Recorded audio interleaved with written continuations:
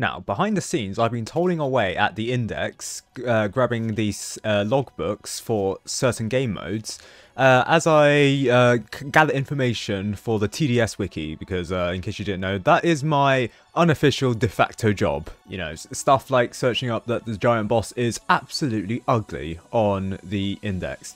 However, we're through this collecting, I should say. It's like stamp collecting, index collecting, or logbook collecting, shall we say. You know what? What's interesting? I got the health cultist. This sucker, 8,000 health. You're not meant to really get this before the 20 kill thing. I got this on, I think, my 4th try. That's really rare. So I have this, but then I also have, which one is it? I think I have the Fallen Swordmaster. Yeah, I have the Fallen Swordmaster. Yeah, it's really weird purple drape here. But I don't have the Fallen King. Apparently the Legacy Fallen King and the Modern Fallen King are separate versions. I'll have to confirm that when I get it. I don't have the Void Reaver yet either. But the partner I'm doing it with, Shane, he has the Molten Boss, where I don't. And at the time of recording this, I've done this 13 times on Wreck Battlefield and once on Cyber City. So in total, 14 hardcore triumphs, 6 more to go. Anyways, going off topic a little bit. So as you can see, I now have 12,000 gems. Now, in the game, there are only 4 towers now. Well, there were 4 towers before where you could spend hardcore gems. They were the Brawler, Necromancer, Accelerator, and Engineer. The Necromancer was recently moved from the exclusive tower zone to the hardcore tower zones. I wouldn't say it's my suggestion, but I was repeatedly saying to the developers that they should totally move the Necromancer from the exclusive section to the hardcore section. Now, originally, the Necromancer was only meant to be a reoccurring tower every Halloween, because originally it was actually meant to be in the Halloween Battle Pass. However, the developers glitched it, or developers forgot to take the Necromancer off sale because they moved it into the store for hardcore gems, but they left it into the store after the 2023 Lunar Overture event. They took it off store for a week, and then they accidentally put it back in because I think they used an old testing version. Then for like a year, in fact over a year, because they did it up until now, they kept it in the store for 1,800 gems before moving it into hardcore towers for 2,250 gems. So, in total, for the Brawler, Necromancer, Accelerator, and Engineer, they don't actually have that much of a cost to get them all. So, in total, you need 10,500 gems, and as you can see, I have 12,470 gems. In gems alone, I can actually get all of these hardcore towers just on my gem balance alone. Now, hardcore mode rewards 300 gems on regular maps, plus there's additional bonuses if you're VIP plus like me, so I get 330 gems because of the 10% more because of VIP plus for currencies. Plus there's more on like Infernal Abyss because it's a dual lane, that's a all paths map. So yeah, so 10 triumphs on hardcore mode, that will get you 3,000, so about 33 triumphs in overall will get you all the towers on hardcore mode. So actually, it's quite a lot to get all the towers.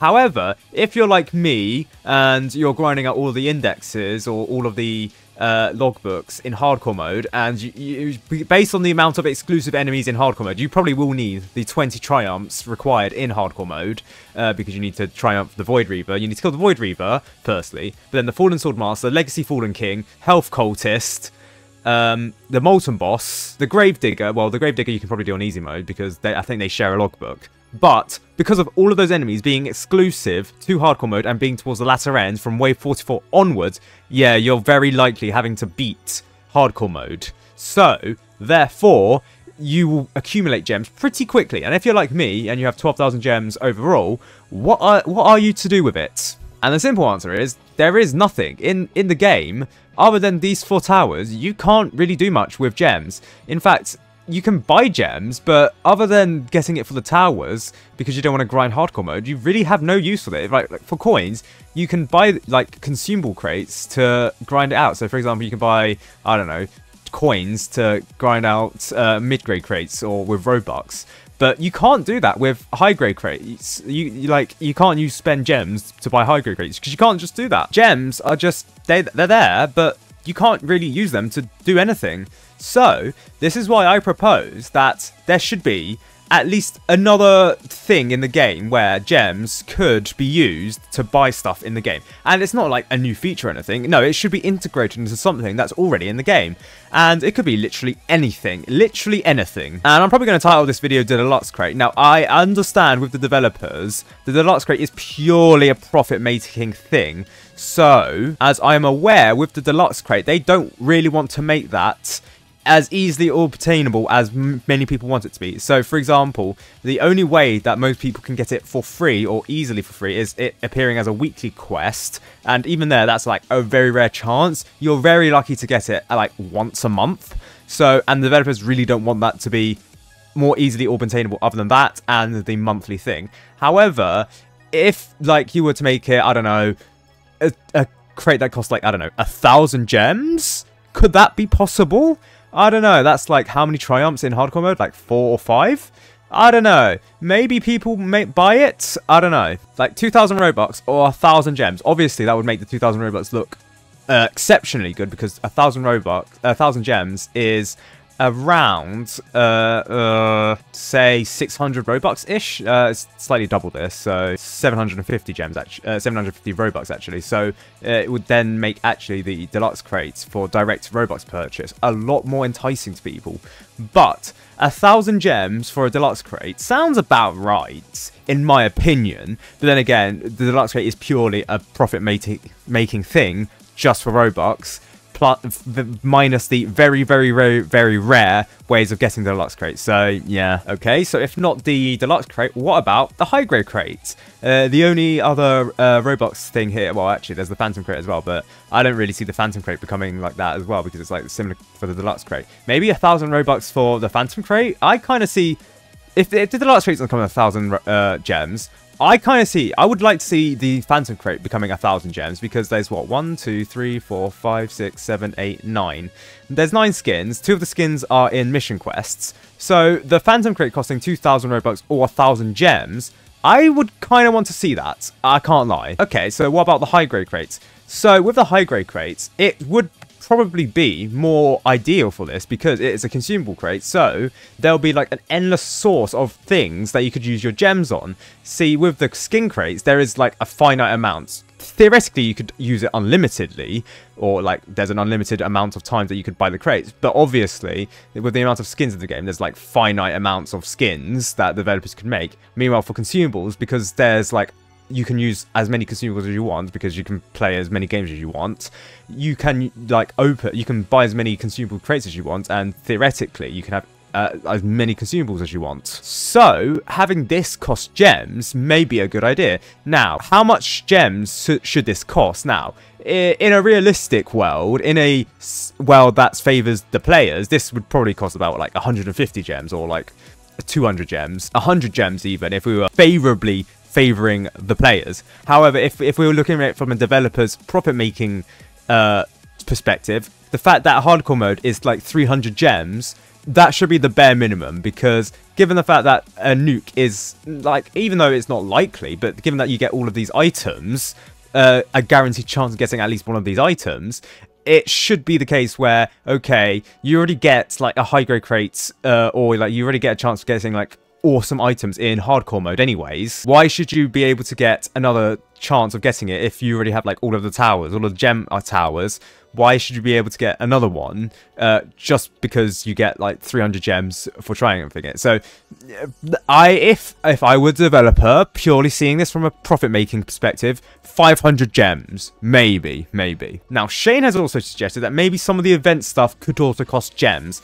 I disagree, mainly because the events towers and stuff, I don't really see them ever costing gems, mainly because the developers see this as a fear of missing out. You get them during the event, or you buy it with Robux. You do not get them with gems at all. I mean, the only other alternative is adding new towers, and we know how the evolved towers are coming along. Never. it seems like. Okay, how about, say, charms? Yeah, there's not a charm store yet. Okay, how about name tags? To be fair, I don't think there's been a new name tag in the store since, I don't know, forever. Emotes, good luck with that. Skin crates that cost gems. I mean, I already mentioned it, but yeah. How about tickets? Now, interestingly, I don't necessarily disagree. So with timescale tickets, I probably wouldn't mind, or I actually probably would see or would like to see gems being able to be purchased with, or sorry, timescale tickets being able to be purchased with gems. Say, I don't know, 100 gems for like one timescale ticket, because like these could be used for like grinding, or for spin tickets, I don't know, like 300 gems for one spin ticket because they're like gambling or whatever. Revive tickets are useless. Let's be real. Like, who's using a revive ticket? Let's be real. Like, charge me 1,000 gems for a revive ticket. I'm not buying that. Well, actually, give me 100 gems for a revive ticket. I'm still not taking that. I guess the only other thing is like features in sandbox mode. So, for example, you can't spawn legacy enemies in sandbox mode. That might be a glitch, probably a glitch. So maybe, but what some people have said is they want like access to like stat editors or like game modes. Some people have suggested, okay, why can't we like purchase some of the things, like, you know, exclusive units or like exclusive towers to use only in admin mode or the sandbox mode? Well, what happens if you're able to use like not admin towers? What happens if you're able to use event towers if you purchase it with gems, but only in sandbox mode? I don't know, for like a ridiculous amount, like, I don't know, 100,000 gems, you know? Maybe. However, all of this is to say, if this was to be the case where, I don't know, the high grade crates were all of a sudden were to cost gems, it would make losing strategies in hardcore mode very, very, very lucrative, because like losing in hardcore mode is infinitely better for some reason, according to people, rather than just triumphing hardcore mode. I mean, I guess I see the appeal because people are lazy. So like the 3 minutes or so losing hardcore mode is better, apparently, than spending the 40 or so minutes that I do triumphing hardcore mode for the 300 times more better rewards for the gems. But okay, fair enough. And that's why, if these were to ever cost gems, that's why there would have to be such a high amount to render such losing strategies so low quality or so tedious to do just for one high grade crate that, yeah, it wouldn't be worthwhile in the first place. And like, yeah, I guess if you were to redo it over and over again with like a macro, yeah, that it would negate that entirely, especially if you can do it AFK. But I mean, the developers have really just said that if you use a macro, you shouldn't be using it, and you risk your account getting banned. So like, they've already kind of cracked down on it anyways by saying that. So is it really an issue? I mean, yes, it is an issue because people are still doing it. But that's hardcore mode. Gems, if they should ever cost things. So yeah, you can see my triumphs. 5 in on Monday, whenever I record this. This 20th of January, whenever this is being released. It'll probably be a while when this is released. Yeah, I'm a sweat. This is what hardcore logbook grinding does to a man. Shame that these leaderboards don't give the champion name tag. Oh well. It really should, developers. Can we do that, please? It gives like an opportunity for people to get the champion name tag. It's like the rarest thing in the game, let's be real.